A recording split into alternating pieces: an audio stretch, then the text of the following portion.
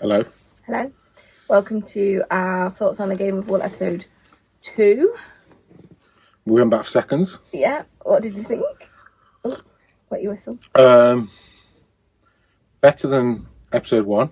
Yes, I enjoyed it a lot more than episode 1. I think if you go into it with a crayon up your nose, not expecting to be educated about the history of knitting, or have any respect shown to the craft, it's an enjoyable experience.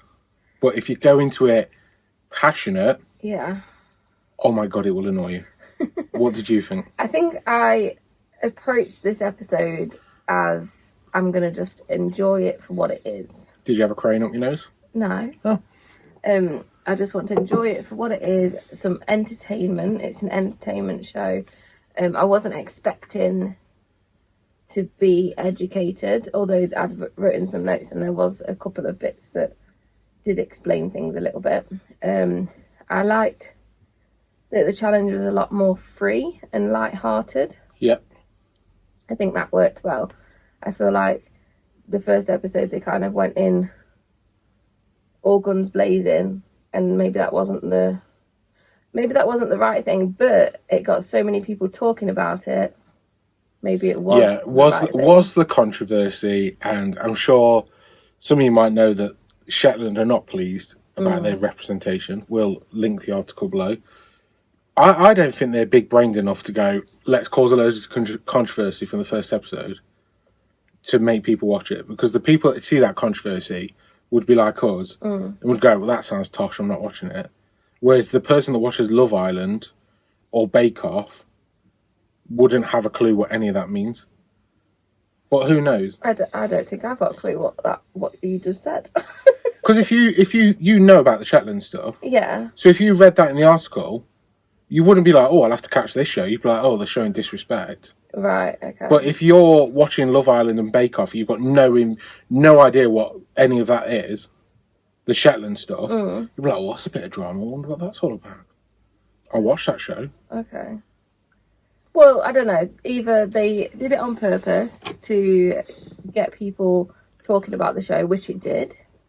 Yeah. And get people to tune in to see what happens next, or they just made an error of judgment for the first episode. But then it'd be interesting to see the viewer count for this episode compared to the first one. Yeah. Because there's been so much hype around it, especially in this community. Yeah. That first episode, how much bad karma and people going, do you know what, this isn't for me. Yeah. And tuned out. Yeah, I saw quite a few people commenting on the last video saying that they're not going to bother watching it, but I mean, we persevered with it and I did enjoy it a lot more. I've just noticed I've got something on my shirt. So, challenge 1, making a dog coat. Yes, I thought that was a bit of fun. I liked it because it was a smaller project. It was a looser project, as in they could interpret it their own way. Yeah. It was a relatively easier thing to produce. Make a dog coat in a couple of hours. But you still need the skills to have the shaping and the fit. And yeah. Holger's was incredible. Holger's was always going to be incredible because he just comes across like the most knowledgeable. And he has a lot of experience with tailoring and stuff. Yeah, he's got a lot of knowledge about how clothes are constructed and the body shapes and everything, which he can then translate to a dog.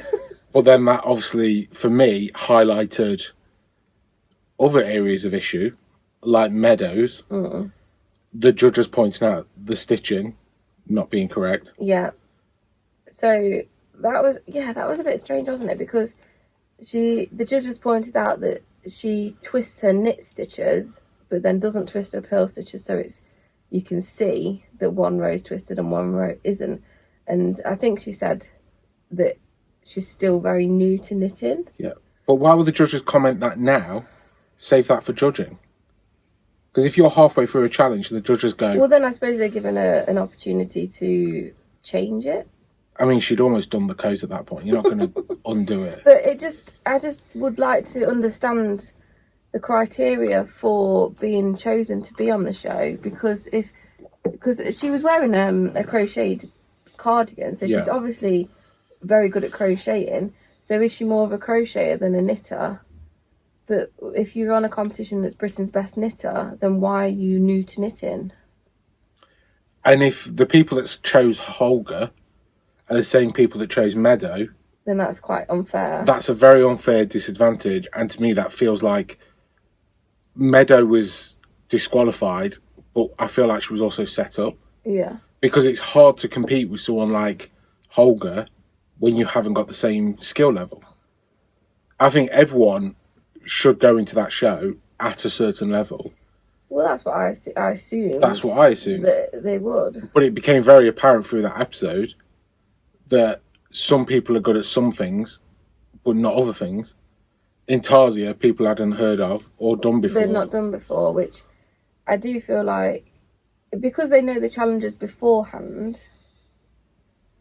then they would have had time to like research it and practice a little bit, but they've never made an intarsia garment maybe. But I don't know, it's just a bit odd. Yeah, the dog coat one, going back to that, it was really enjoyable watching Holger's and some of the other contestants. But then you kept getting pulled out again by seeing stuff mess up. Like, is it Graham that did the crochet stained glass window? Oh, I'm not sure of his name, yeah. I don't think it's Graham. But immediately that pulls me actually like, wait, you don't know crochet, but you're going into it. Yeah, but it's a knitting competition, But then, so do I they know. need to know crochet? Well, why set a challenge with crochet then? Yeah, I don't know. Do you know what I mean? It's like you wouldn't set an Ironman competition with swimming if no one can swim. Yeah. You're setting people up for a fail. And it just became really evident in that task. And moving on to the second challenge, which I've got my own reservations about, but when they split them into groups, the minute they said Olga's group, I was like, that group's going to win. Yeah, they we said, didn't we, at the time that there was like a weakest group and obviously the strongest group with Lydia, Tracy and Olga in, and it was right.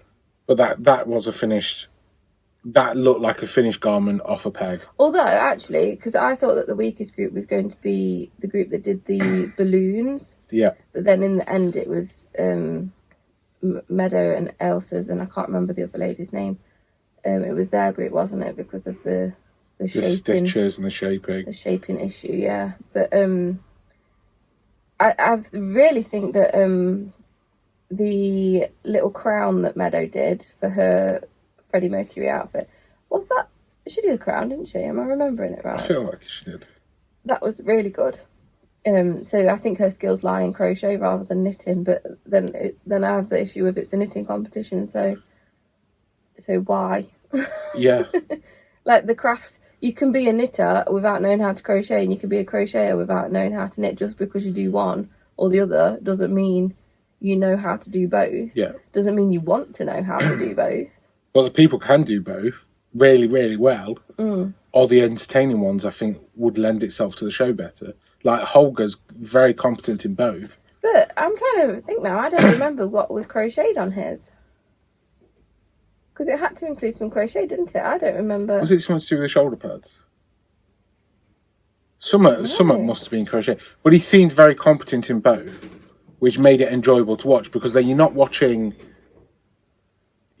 someone expecting them to mess up. You're watching it because you're interested in how he's going from an idea to creation.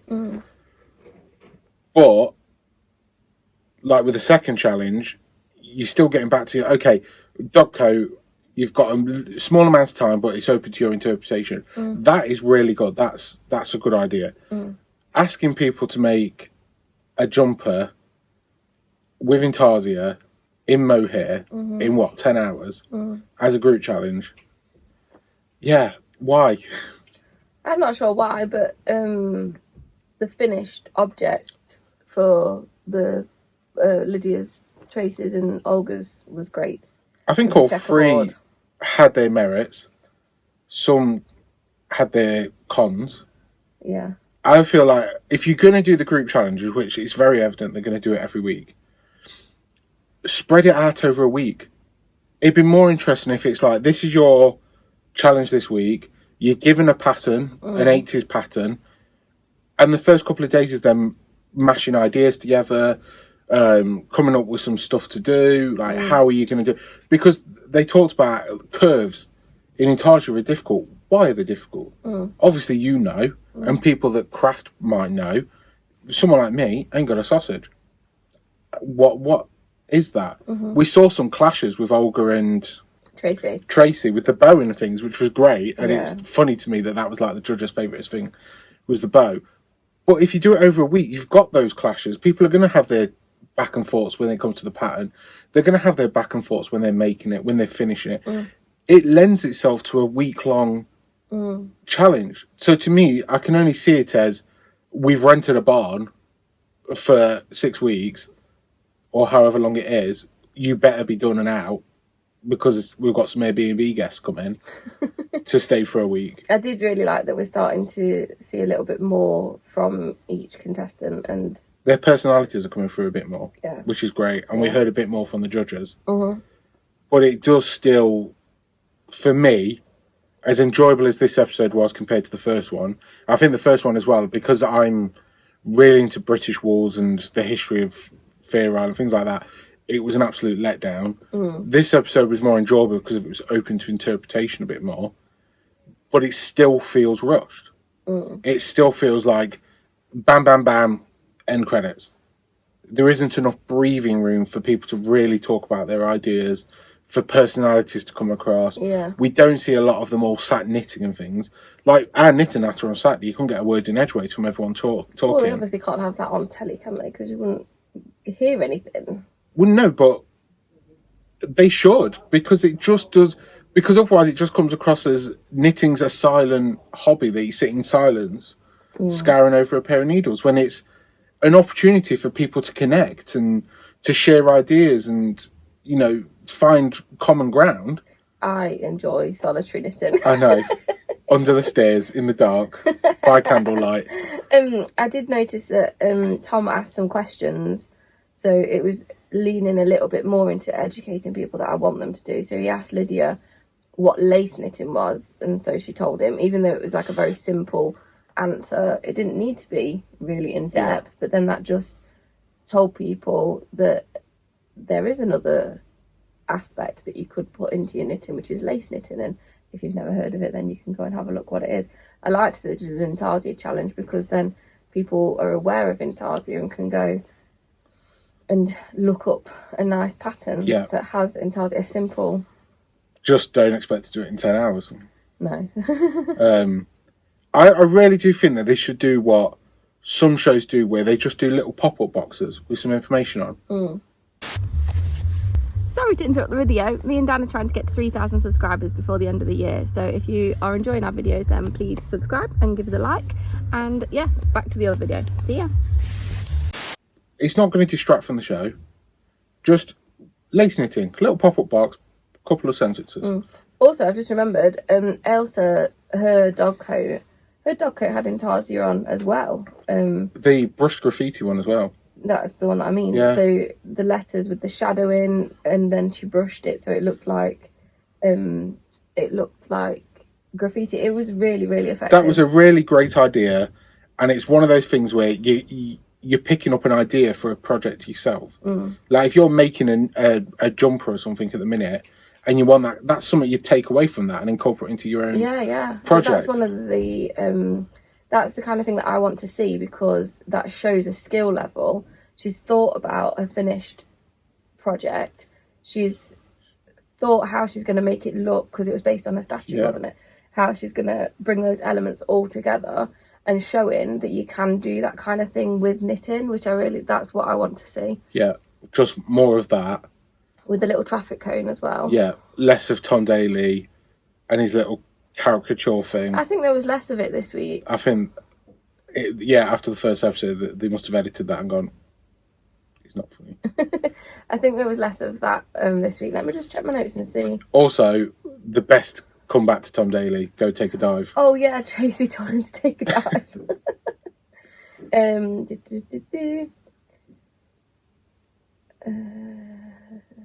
I think we might have covered everything that I put in my notes anyway. Well, if we've covered everything, shall we talk about next week's episode?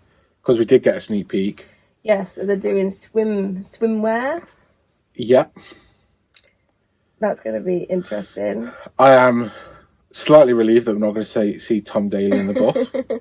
Or maybe we will. I think in the little clip that they showed, I did see some granny square swim shorts, so there's going to be some more crochet. Yeah. I just can't imagine. I have seen like knitted and crocheted swim. Actually, I don't think I've ever seen knitted swimwear patterns. I've seen crocheted swimwear patterns. Well, there will be from like Victorian times and stuff. Well, I don't think they're going to use that. They're more like just to look at rather than functional.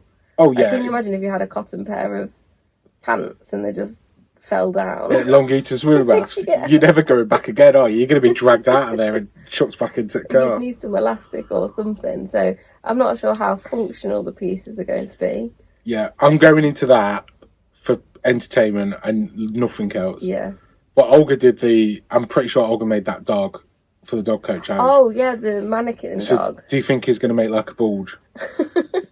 So he can make sure he gets the right stitches for his pants. It was amazing, that mannequin dog that he's just whipped up. Yeah. I bet he did that 2 hours before filming and was like, doing dog coat challenge. I'll just whip up a dog. I loved the hat for his dog. That whole outfit. It just fitted perfectly, like over the ears. Like, I think a lot of them just had a strap under the chin, didn't they? But when it was like a whole balaclava type thing. Oh, it was just it was great. So what we need is 10 Olgas, a better presenter, yeah, and more focus on educating and respecting the community and the tradition. We haven't spoken about the tinsel, because last week I don't want to talk about the tinsel because I dislike the tinsel. Last week we were saying that we don't like tinsel, and we don't like tinsel, but I do feel like the tinsel, when it was used in the challenges, was there for a reason. It had its purpose. So it can be forgiven. It can't be forgiven. I don't like tinsel. Tinsel does scream unicorn. So, and Dipty's finished one was great with the mane and all the different colours and everything. It was very out there, very unicorn. I was thinking, oh, and also Lydia, she used it for a carnival, so it was used for a purpose, so that's fine. Yeah. It wasn't just mindlessly tinselled. And when I was at school, I was banned from using glitter in art class because I just used to put glitter on everything. It's that kind of thing. Like, if it was just, let's just put some tinsel on to hide this, I wouldn't have liked that, but it was actually for a reason, so that's okay. But what was I thinking? It's just completely gone out of my mind again. Oh, I would struggle to think what to do, like, because it was an iconic. Yeah. They had to do somebody iconic. You could have done Frankenfurter. Oh my gosh. I was thinking Robin Hood. When I was sort of thinking, what would I do? The only thing that I could think of was Robin Hood. Oh. But how cute would one of those little dogs look with a little pointed Robin Hood hat? Yeah. You don't agree? No. It'd be better than he would be in a corset. Sequined corset. Secret crochet corset. You know that'd look great. Anyway, what would you give out of 10 your rating for this week's episode? Oh. I don't know. 6? Okay. I was going to go 5.5. I enjoyed it a lot more than the first episode, and I think that was because I went into it with a different mindset. I wasn't expecting to learn the history of everything. Yeah. And it was a lot more enjoyable, a lot more light-hearted, and not in an annoying way. Like, I feel like the first episode was trying to be light-hearted, but they'd picked a very protected and traditional. They misstep and they might do it again. Yeah, but whether that was on purpose, we don't know. Yeah. Well, thank you for watching. Yes, thank you so much if you watched last week's as well, and if you subscribed from last week. It went a bit mad. Yeah, we weren't expecting so many people to watch. Also, let me draw your attention to this intarsia top. If you are looking for a beginner's intarsia project, this is a really good one. I will link the pattern below. It's just a really nice, simple intarsia top. So yeah, and if you heard that banging, that's next door that can't get their shutter open. I'm not helping. It's our podcast week this week, so we will be filming that this week, and it will be out on Saturday, 6 p.m. 6 p.m. So if you would like to join us for that, then please do. We talk a lot about owning our shop. The and highs, the lows, the moans. what we get up to. And spoiler alert for this week, we are very tired. Yes. It's on the run up to Christmas. So we hope you have a lovely week, whatever you're doing. What did you think of this episode? Did you have a favourite dog jacket? I can't remember all of them. Going through the Rolodex, all I can think of is the unicorn, the statue, and Olga's. And the carnival one. I can't think of what anybody else did. Oh. What are you working on Oh, the as David well? Bowie one. The Bowie one was great. What are you working on? Yes, we'd love to know. And are there any good intarsia patterns that we can link? You can tell us all about, and then we'll talk. Like this book over here, which is really great. And if you're in Nottingham, come and have a read of it. This is a very, very good book here. There's some lovely patterns in here. And this is some really hideous tinsel. Right. See you later, everyone. Bye. Bye.